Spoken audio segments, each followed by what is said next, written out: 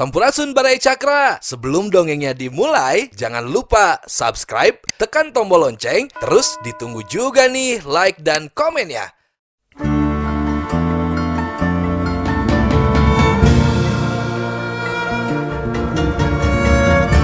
Baraya Cakra, parantos waktosna 80,5 FM Radio Cakra, midangkeun dongeng Sunda Dora-Dori.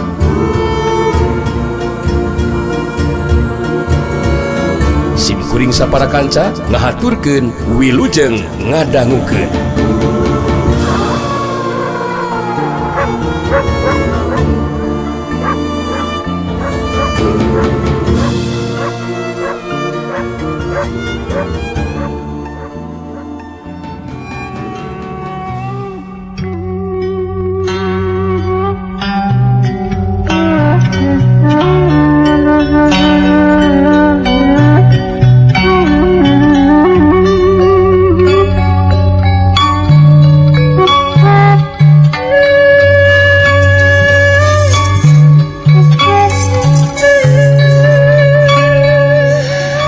Baraka ngahuleng siga anu keur mikir, telila terus nyarita deui. Amoy, dewe geus meunang beja, si Mbah Buyut Piku Sarenggi euy, waktu mimpin barisan film Kintamani Digjaya. Amoy, ini ngagempur ka kampung kahuripan. Teteh lah pihak barisan Darmayuda anu unggul euy. Malah kabeh ge eueuh anu nyahoeun saha jalmana anu geus mampu ngarubuhkeun. Amoy, oi. Si Mbah Buyut Piku Sarenggi euy. Tapikeun kanyanangan tatu di jero anu kalintang parna, kitu tah sargun euy. Punten. Punten heula pangersa. Aya naon atuh teh? Janten ngeunaan eta kajadian naon hubunganana sareng Mbah Kebong kitu deui manintin. Punten ye. Abdi teh masih kene acan ngartos pangersa. Aduh si laing. Amoy. Maksud dewe kumaha sargun satu koplok. Kaayaan si Mbah Buyut Piku Sarenggi anu nyadangan teu jero parna teh tangtuna oge kudu gancang dipulihkeun kaayanana. Pikeun mulihkeun kaayanana tangtu kudu neangan tabib sakti sargun euy. Amoy. Saterusna bisa wae aya warga kampung raharja anu ngabejaan. Ngeunaan tabib sakti Mbah Rangkebong anu ngaloloskeun diri waktu paguron lintang jagat digempur ku barisan Darmayuda anu dipimpin ku Sidang Bule tah si koplok. Moal boa si Mbah Kebong aya anu mawa ka paguron lintang jagat. Sinangubaran si Mbah Buyut Piku Sarenggi. Kitu cek pamikiran dewek mah euy. Sargun. Kumaha ka hati geus ya? Hah? Maksud caritaan dewek pengen hulang-hulang seteh. Awak jeung badang seteh. Kartos pengersa kartos.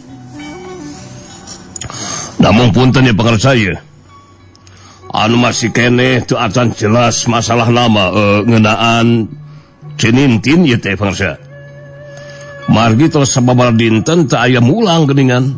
Janten punten. Eta anu masih kene ngabingungkeun mah. Ari ngeunaan Mbah Kebong mah tiasa bae sajalan sareng pangemuti pangarsa gitu. Amoy. Mangeus enak ya we lah.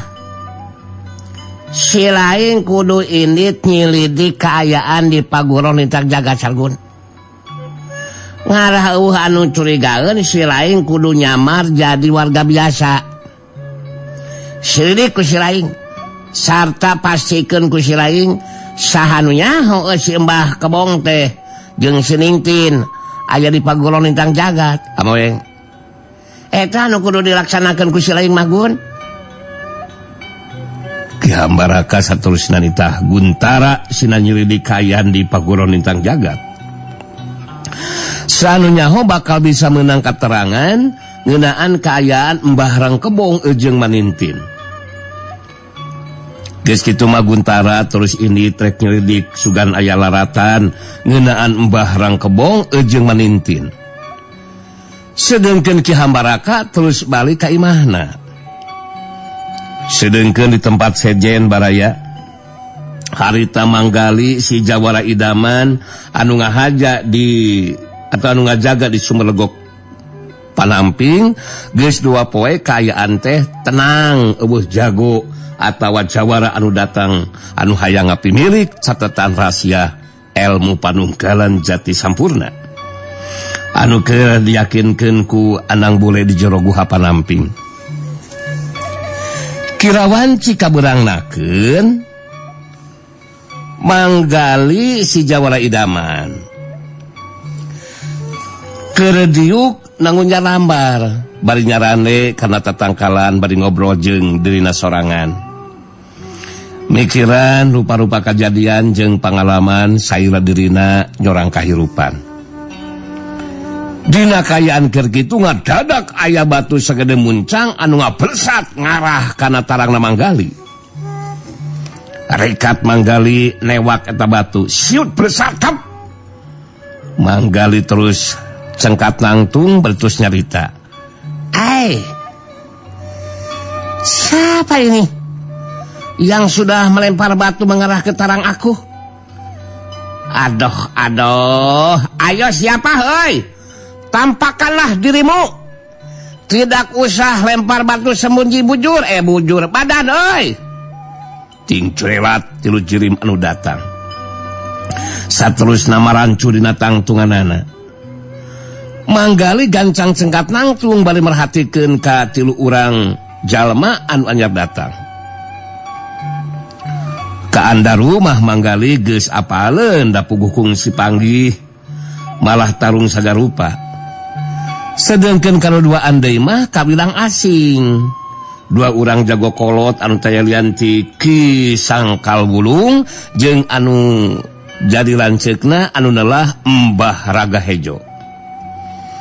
Anu narik kana perhatian keur Manggali mah kaayaan Mbah Ragahejo anu pakulitanana Hejo Bagedod kitu deui Jambulbukna ge sarua Hejo. Andaru anu leuwih ti heula nyarita ditujukeun ka Manggali.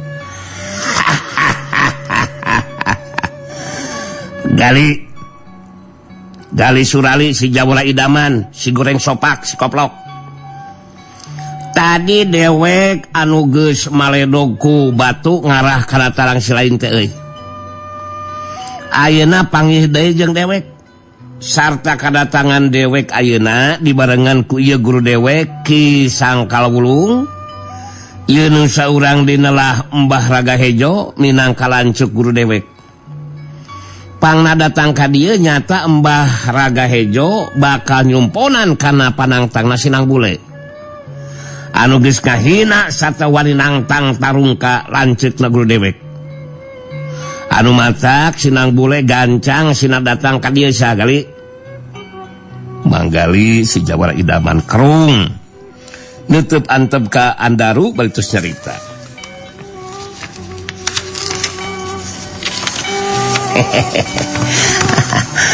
Hai, kamu kenapa menjadikan mengembang seperti itu Andaru? Why?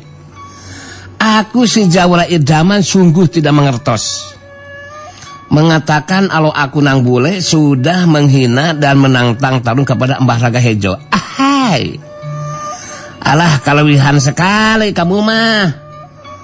Mengarang ceritanya Andaru, hah? Kang iya juga tidak begindang suka ngarang. Nah kamu harita Ki Sangkal Wulung milu nyarita ditujukeun ka Manggali. Ya si lain geus montong nyarita teu puguh sagali muntah yang dipek-pek masuk aing. Leuwih hade si Nang Bule sina datang pikeun ngabagiakeun kadatangan dewek jeung Mbah Ragahejo lanceuk dewek. Hasok gancang si Nang Bule sina datang ka dieu. Jawara Idaman kurang saeunan sia goblok. Hai. Nanti lanan bro. Lo datang-datang mani picacapekelnya. Hei, nanti lanang Kisangkal Bulung. Aku si Jawara Idaman menjadikan tentu saja akan membantah dengan apa yang diomongkan sama Andaru. Bagaimana mungkin kalau aku nang boleh menghina dan menantang tarung kepada Mbah Raga Hejo. Sementara waktu Andaru datang ke Sindang tidak apa-apa nih jeung nang bule. Mikir dong. Hai. Jadi jangan ngarekat caritaan kamu teh. Aku tegaskan sekali lagi, perkataan Andaru tidak benar. Hoak. Allah manggali si Jawara Idaman ngabantah karena caitan Andaru anu majarkeun nang bule geus ngahina satanang tang tarung ka Mbah Raga Hejo. Rek kumaha bisa nyarita kitu da puguh waktu Andaru datang ge tukung si Pangi jeung nang bule. Tapi Kisangkal Bulung tetep ngabenerkeun karena caitaan Andaru anu jadi muridna. Caritaan si Daru murid dewek anu bener gali. Si lain teu kudu make jeung ngabantah sagarupa sagali. Leuwih hade si nang bule gancang sina datang ka dieu sia. Mbah Raga Hejo lanceuk dewek anu geus dihina jeung ditangtang tarung ku sinang bule geus aya datang ka dieu gitu. Ahai. Aku si Jawara Idaman yang menjaga Sumerlogok Panamping ini juga yang membaturan nang bule aloku yang sedang menumpi diri menjadikan sudah barang tentu tidak akan mengguguk tidak pupuguh perintah Kisangkal Bulung. Dikarenakan apa itu keadaan alo aku nang bule memang tidak bisa diganggu oleh siapapun juga, ya? Ieu mangertos enggak sih? Teu ulang-ulang sete. Manggali si Jawara Idaman. Bisa ngarti Kisangkal Bulung jeung Mbah Raga Hejo. Mangrupa jago kolot anu mibanda kekuatan ilmu anu teu bisa dianggap enteng. Tapi kangaranan anu ngajaga di Sumerlogok Panamping sarta marangan ka nang bule harita manggali pageuh dina sikap pamadeganana harita nandeskeun nang bule anu keur numpi diri kaayanana teu bisa diganggu. Mbah Raga Hejo anu dina nyaritana direntet-rentet harita terus milu nyarita ditujukeun ka manggali si Jawara Idaman.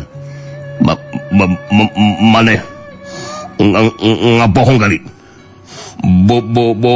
Bongan si sinang bule sesorangan anu wani ngahina jeung nang tang tarung ka dewek. Anu matak sinat datang ka dieu papanangtang naku ku runyuk ku dewek bakal dicumponan. Maneh anu ngarekat caita mah gagak gali gancang gerwan si sinang bubur ayam bubur sinang bule sina datang ka dieu ku ku dewek bakal dibubuktikeun tapi ka karung ka mana kemampuan dirina. Mbah Raga Hejo da puguh geus kapangaruhan ku hasutan caitaan Kisangkal Bulung anu jadi adina. Teu matak aneh mun leuwih percaya kana caitanana anu jadi adina. Nuduh manggali geus ngarekat carita. Padahal naon hesena kali tinggal ngageruan nang bule anu datang atau sina datang sabab manehna anu geus wani ngahina jeung nang tang ka dirina. Manggali teu ka Mbah Raga Hejo betus nyarita. Ahai. Aku tegaskan lagi, bro, Mbah Raga Hejo.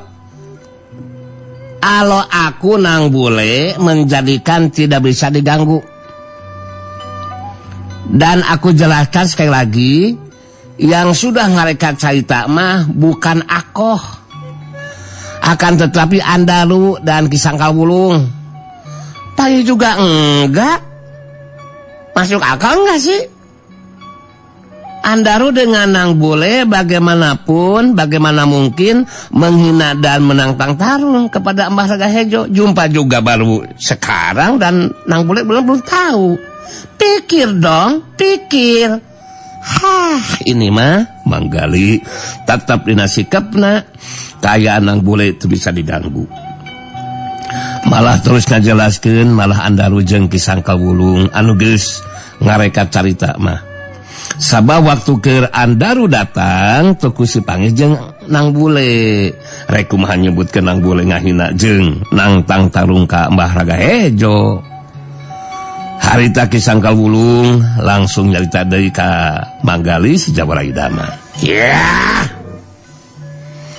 Mangga si laing montong muter balikeun caitaan sagali. Goblok. Bida-bina teuing sia. Hasok gancang sina datang ka dieu si Nang Bule na. Si laing montong coba-coba ngabangkang kana perintah dewek gali. Lamun hayang salamet teh si laing. Mun teh hayang diparieun ku aing teh beung teh. Mun si laing tetep ngabangkang bisa dipasikeun dewek bakal ngalakukeun tindakan ka si laing Jabara Idaman anu edan. Si laing bisa diparenan binasakeun ku dewek sagali. Sedengkeun Manggali nu ngarasa percaya diri lantaran diberi kemampuan jeung kekuatan ku Rama Pamungkas. Harita teu sieuneun ku ancaman Ki Sangkawulung. Sikap jeung caritaan Manggali kalah kabangun anu nangtang hayang ditindak ku Ki Sangkawulung. Hai. Woi. My friend. Kamu jangan cobra-cobra mengancam seperti itu kepada aku, Ki Sangkawulung. Aku menjadikan tidak akan takut dengan ancaman kalau memang membogaan kahayang mau melakukan tindakan kepada aku. Tidak usah mengomong saja, ya. Ahai, si Jawara Idaman tidak akan sieun siapapun juga. Pikenying harapannya juga sudah siap, siapapun itu orangnya. Bagaimana kekuatannya, is okay lah. Si Jawara Idaman tidak akan mundur sasiku kerja satunjang beas. Ieu mangertos? Ki Sangkawulung ngaret ka Mbah Ragahejo anu jelancitna terus nyarita. Kang Ijo, ieu mangkeluk anu ngaran si Gali jelas teu bisa diancapkeun teh Kang. Kudu gancang ditindak malah eueuh salahna mun dibinasakeun Kang. Sabab ku cara si Gali dibinasakeun mangka si Nang Bule tangtu bakal aya datang ka dieu. Idinan wulung ngalakukeun tindakan Kang Ijo. Ki Sangkawulung minta idin ka Mbah Ragahejo anu jelancikna pikeun ngalakukeun tindakan ka Manggali si Jawara Idaman ku cara ngabinasakeun Manggali mangka bisa dipastikeun Nang Bule bakal datang nembongkeun diri. Mbah Ragahejo nya tujuan kana karep pamaksudan anu jadi adina. Mbah Sangkawulung netep seukeut ka Manggali betus nyarita. Ya, Gali, dengekeun sia goblok. Jawa Idaman nu edan. Si laing nangtang hayang ditarajang ku dewek. Dinu lega satalungna kagok di masa Gali. Corelat sulung Ki Sangkawulung ngacorelat mudu ka tempat nu lega dituturkeun ku Manggali. Harita dua cirim adu hareupan. Ki Sangkawulung ngumbar caitanana. Yeah. Si laing ka asup jalma anu ti karasepeun peureub sia Gali. Si bujur borontok sia. Anu mata wajar mun ku dewek ditindak. Si laing ge kudu ngarti sia sok sanajan si laing kungsi ngarubukeun si Daru murid dewek. Tapi kemampuan dewek montong disarwakeun jeung si Daru sia. Si bujur borontok. Dina tapan ajen pangarti cacan sabaraha. Jauh nakaran mun dibandingkeun jeung ajen pangarti dewek anu jadi guruna deuleu. Pikeun merenan mangkelu kawas si laing cukup ku sababaraha geprakan si laing tangtu geus roboh bari eueuh nyawaan sagali. Sedengkeun manggali kalahkah jadi mamatahan ka Kisangkal Wulung. Kisangkal Wulung.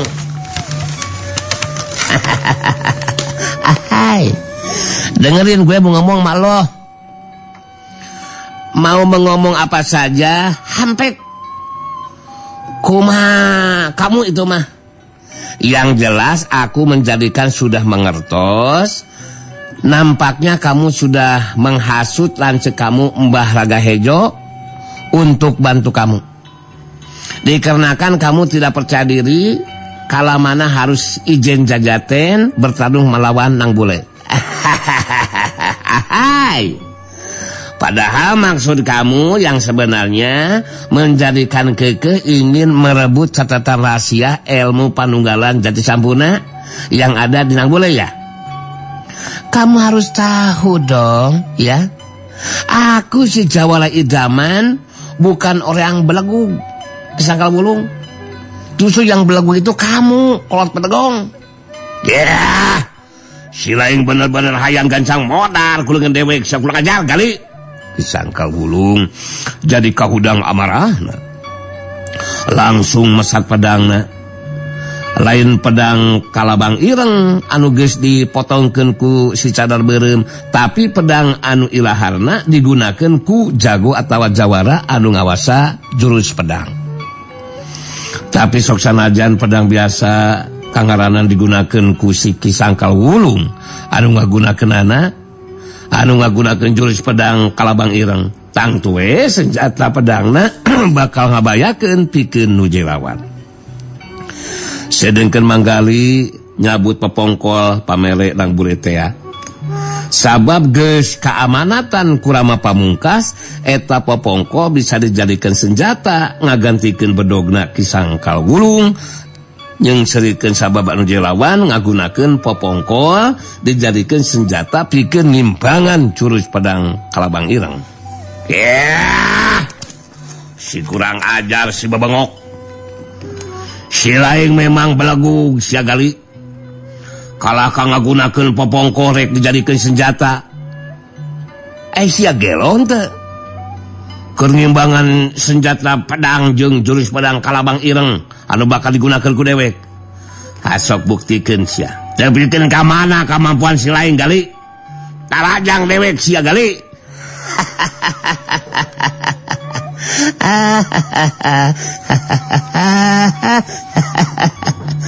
Aku tidak akan memiheulaan menerajang kawan. Dikarenakan kamu yang menantang tarung, ya maka kamulah yang harus maju menerajang. Pikir dong, kan kamu yang pengen bertarung sama aku. Kada sejangkar kehead kurang ajar. Tada siapa lajang aing.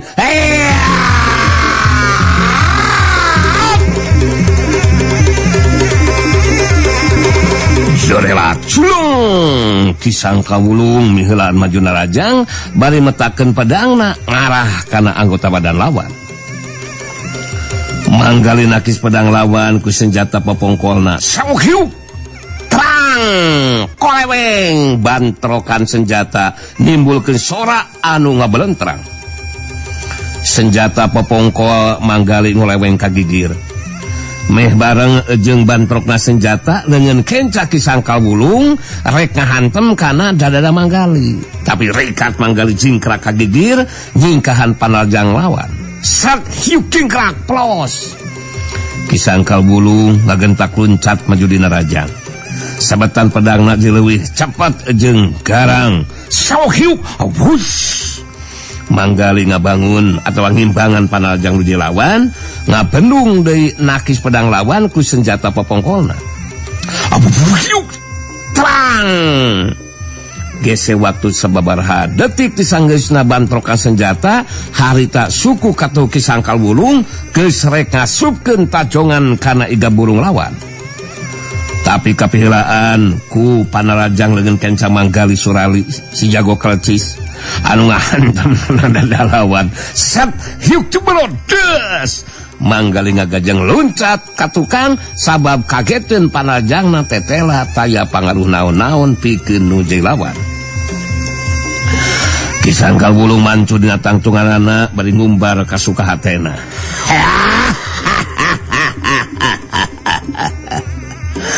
Kakuatan panajang Silaing eueuh pangaruh naon-naon pikeun dewek mah sagali koplok. Saukur kitu patut kakuatan panajang Silaing teh geuningan euy. Rek tepikeun ka 100 kali Silaing mampu ngasupkeun panajang kana anggota badan dewek, tetep moal aya pangaruh naon-naon ke dewek mah euy. Sabab kakuatan panajang Silaing moal mampu nembus kakuatan ilmu Warugalung. Ilmu Watu Galung moal aya tandingna gali surari edan. Ilmu Watu Galung anu ngalapi sekujur badan dewek. Coba rek kumaha ketak Silaing ayeuna jawara idaman koplok kurang saeunan. Sanajan dina kayaan bae jeung kaget, tapi sikep jeung caritaan manggali henteu roba harita tos carita.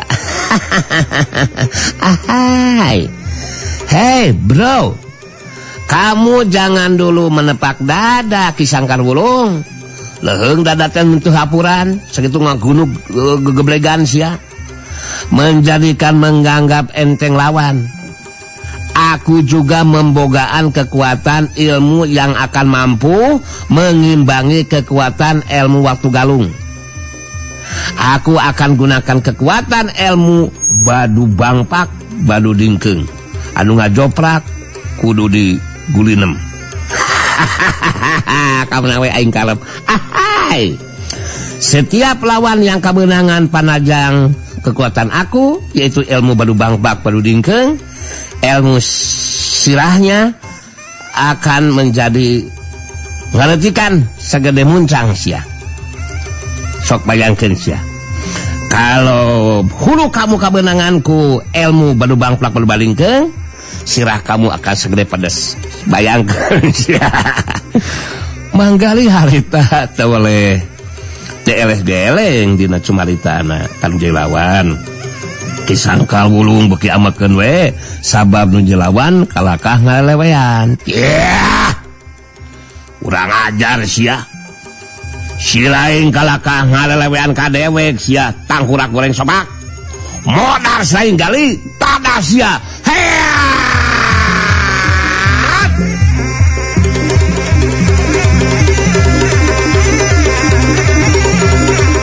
Jorelat sulung Kisangka Wulung maju dina rajang. Dibarengan ku kacepatan gerak jeung kakuatan panarajang anu leuwih dironjatkeun. Tapi Kisangka Wulung jadi kageteun deui sabab manggali sok sanajan ukur ngagunakeun senjata popongkol tapi tetela mampu ngimbangan panarajang nu lawan. Sauk-hiuk wusyuk terang koleweng. Sok sanajan senjata popongkol ngoleweng kagigil mangsa bantrok jeung senjata pedangna. Tapi manggali masih bisa ngasupkeun tajonganana kana kakemplong lawan. Sathiuk deges saterusna manggali ngagajang luncat deui ka tukang sabab panarajangna tetep taya pangaruh naon-naon pikeun dilawan. Panarajangna teu mampu nembus kakuatan ilmu Watu Galung. Kisangka Wulung ngumbar caitanana. Nanaonan sia gali. Dibejakeun ku dewek asa diusapan deuleu sia. Kabadungan ku Silaing. Jawara idaman kurang saeunan. Cek dewek ke kakuatan panajang Silaing tetep moal aya pangaruh naon-naon euy. Sabab kakuatan ilmu Watu Galung ngalapis kana sakujur badan dewek. Nah sia teu percaya wae. Ayeuna buktikeun ku Silaing kakuatan ilmu Badu Bangpak teh sia. Anu cek Silaing bakal mampu nembus kakuatan ilmu Watu Galung. Bisa ngartikeun hulu aing sagede pada sing buktikeun sia. Montong kalaka ngahulang sia. Goreng patut, goreng sobak. Sok Kisangkal Bulung nangtang nujai lawan pikeun ngagunakeun kakuatan ilmu badubang pak badulingkeung anu majarkeun bakal mampu nembus karena kekuatan ilmu watu galung. Harita manggali teu malire kana cairan nujai lawan tapi ngahulang bari ngagerendeng saulah-olah keur ngobrol jeung Rama Pamungkas.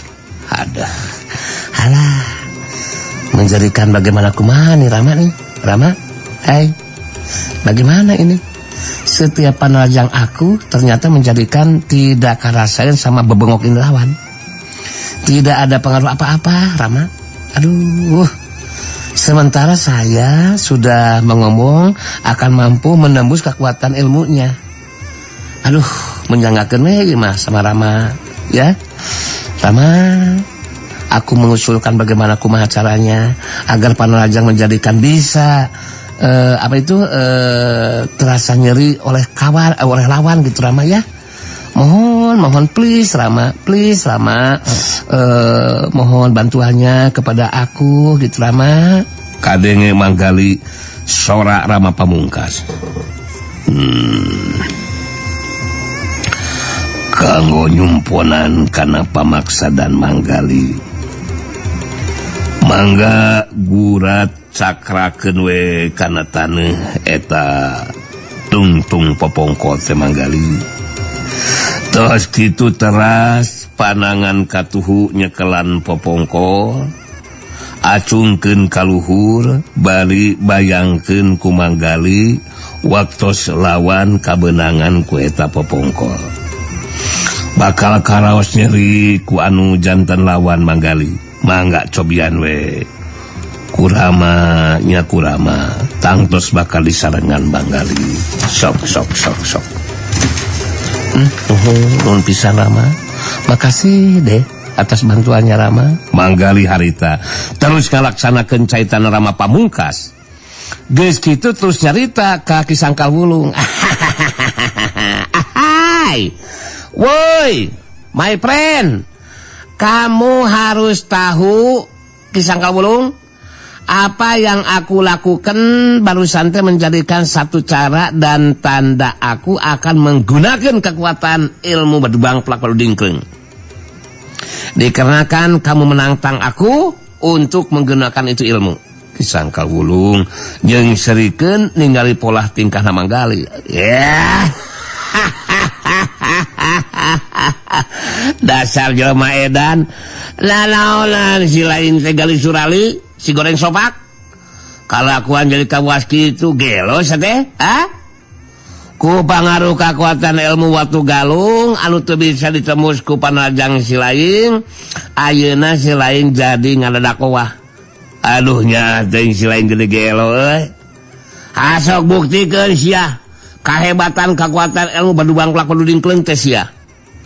Salira dewek makalangan kakara ayeuna ngadenge aya ilmu anu kitu patut.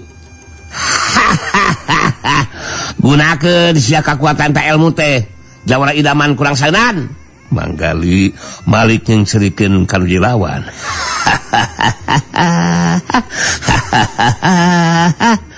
Sepatu kejeblehan.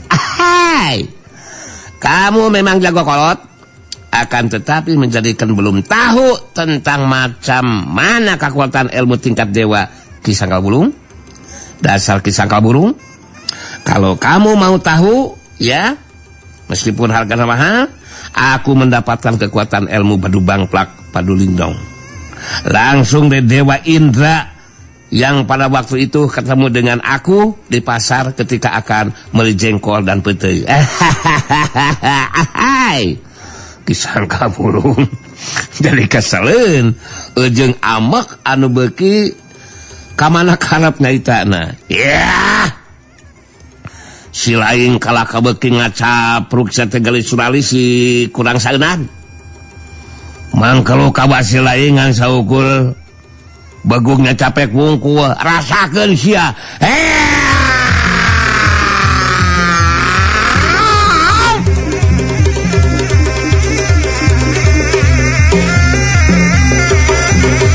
Jorela culung Kisangkal Bulung maju dina rajang.